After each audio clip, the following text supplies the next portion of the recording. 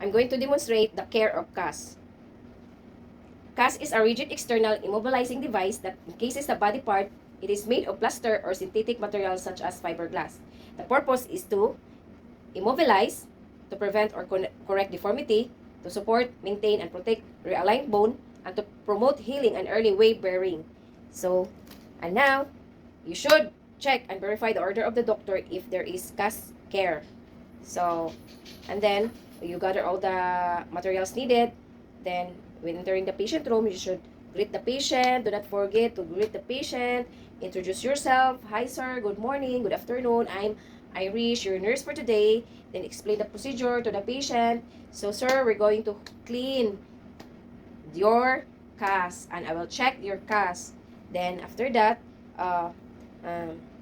wash hands, do hand washing.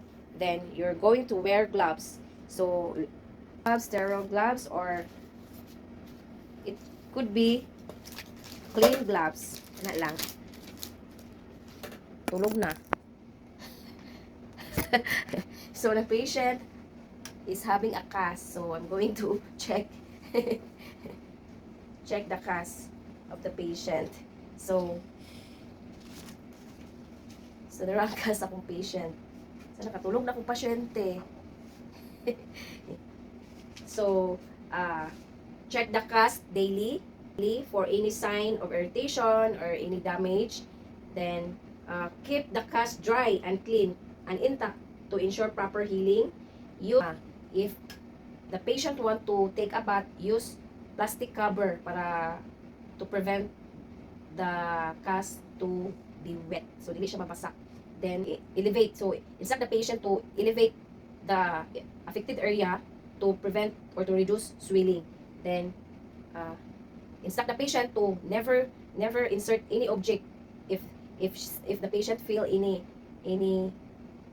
itchiness. So, instruct not to use any object. Instead, use a blower.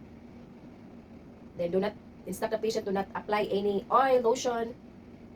Then, instruct the patient to wiggle the finger to maintain circulation. So, instruct mo siya nga mag-wiggle. So, wiggle, sir. Wiggle. Ana, wiggle lang niya. Then, the CAS, check the CAS if there is any damage. So, if the CAS is damaged, we should inform to the doctor, the physician. Then, instruct the patient to report any pain, odor, on any sensation. Then, after that, after checking the CAS of the patient, so do a documentation and then do aftercare, then do hand washing.